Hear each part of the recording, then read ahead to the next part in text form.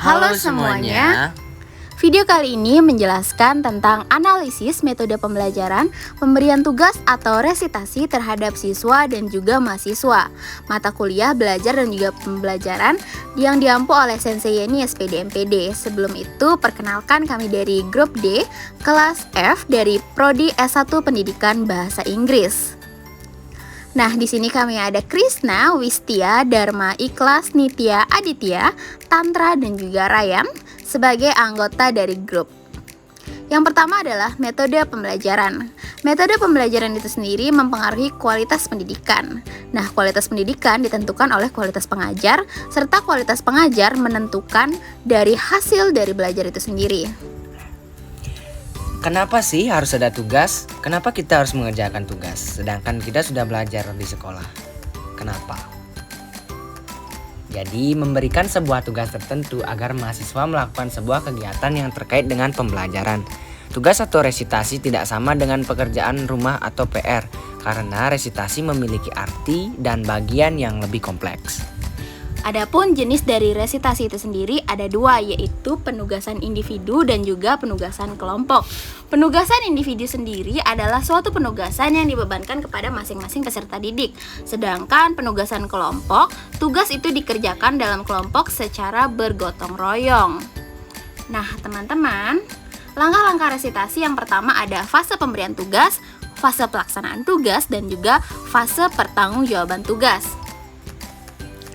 Nah, ada langkah pemberian resitasi. A. Pertimbangan. Jadi pertimbangannya yang pertama itu tujuan yang ingin dicapai. Yang kedua, tipikal tugas harus jelas dan tepat sehingga mahasiswa dapat mengerti apa yang harus dikerjakan. Yang ketiga, tugas harus sesuai dengan kemampuan mahasiswa. Yang keempat, terdapat sebuah sumber atau petunjuk yang dapat membantu pekerjaan mahasiswa. Nah, yang terakhir yang kelima, memberikan sebuah waktu yang cukup untuk mengerjakan tugas tersebut. B. Tahap pelaksanaan. Yang pertama, memberikan sebuah pengawasan atau bimbingan oleh tenaga pengajar. Yang kedua, memberikan dorongan kepada mahasiswa agar mau mengerjakan tugas. Yang ketiga, memberikan motivasi kepada mahasiswa agar mengerjakan tugas sendiri dan tidak menyuruh orang lain. Yang keempat, memberikan pengertian kepada mahasiswa untuk mencatat hasil yang diperoleh secara sistematik. Nah, yang C, tahap bertanggungjawabkan tugas. Yang pertama, laporan mahasiswa secara langsung atau tertulis mengenai apa yang telah dikerjakan. Yang kedua, terdapat sebuah sesi tanya jawab dan diskusi di dalam kelas terkait dengan tugas. Yang ketiga, penilaian terkait dengan tugas baik dengan tes ataupun non-tes atau sebuah cara lainnya. Tahapan mempertanggungjawabkan ini yang dapat disebut dengan tahapan resitasi. Nah, setelah langkah resitasi juga memiliki keistimewaan. Yang pertama, dapat lebih merangsang mahasiswa dalam melakukan sebuah kreativitas belajar secara individu maupun kelompok. Yang kedua, dapat mengembangkan kemandirian oleh siswa yang meliputi 3 fase, yaitu fase pemberian tugas, fase pelaksanaan tugas, dan juga fase mempertanggungjawabkan tugas. Dan yang terakhir adalah mahasiswa dapat mengerjakan sebuah penugasan di berbagai tempat, asalkan tugas tersebut dapat terkerjakan nih. Nah, teman-teman, selanjutnya kekurangan dan juga kelebihan metode atau tugas resitasi itu sendiri.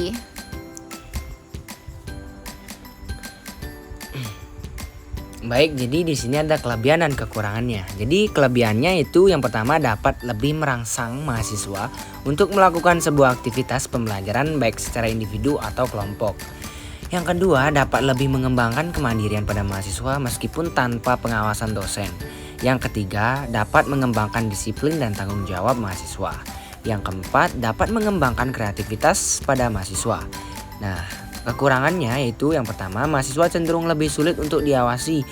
Apakah benar dirinya sendiri yang mengerjakan tugas atau orang lain yang mengerjakan? Yang kedua, khusus untuk tugas kelompok, tidak jarang banyak anggota kelompok yang tidak ikut berkontribusi dalam pengerjaan tugas dan hanya cenderung menumpang nama. Yang ketiga, tidak mudah untuk memberikan tugas yang sesuai dengan kemampuan individu mahasiswa yang memiliki kemampuan berbeda satu dengan lainnya. Yang keempat, yang terakhir, seiring memberikan tugas yang monoton atau tidak memiliki variasi yang dapat menyebabkan mahasiswa menjadi bosan dan jenuh. Nah, teman-teman, setelah mengetahui kekurangan dan juga kelebihan dari metode ini, pastinya kalian bertanya-tanya bagaimana sih contoh simulasi metode resitasi itu sendiri. Nah, contohnya ada dua. Yang pertama individu dan juga kelompok. Yang pertama, individu. Dibayangkan Ikhlas sebagai seorang dosen di kelas F menugaskan mahasiswa untuk menganalisis sebuah patung secara individu. Masing-masing individu mulai mengamati dan juga menganalisis patung tersebut di luar jam mata kuliah.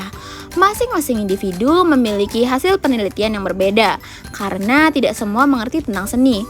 Namun, hal lain yang didapat dari pemberian tugas ini adalah mahasiswa mempelajari hal yang baru serta dapat memahami secara langsung dan tidak bosan. Mahasiswa merasa percaya diri dengan hasil analisisnya, meskipun dosen tidak tahu nih bagaimana prosesnya secara langsung.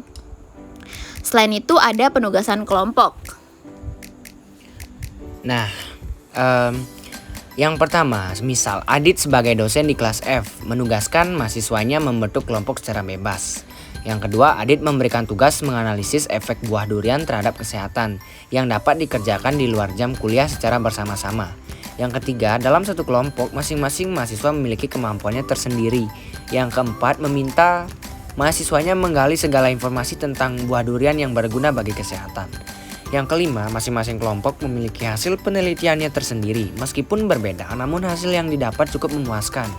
Nah, yang terakhir, yang keenam itu setelah bertanya kepada semua mahasiswa, Adit mendapat kesimpulan bahwa sebagian besar mahasiswa mendapat manfaat dan benefit yang berbeda yang dapat mereka aplikasikan dalam kehidupan sehari-hari meskipun dengan cara yang berbeda.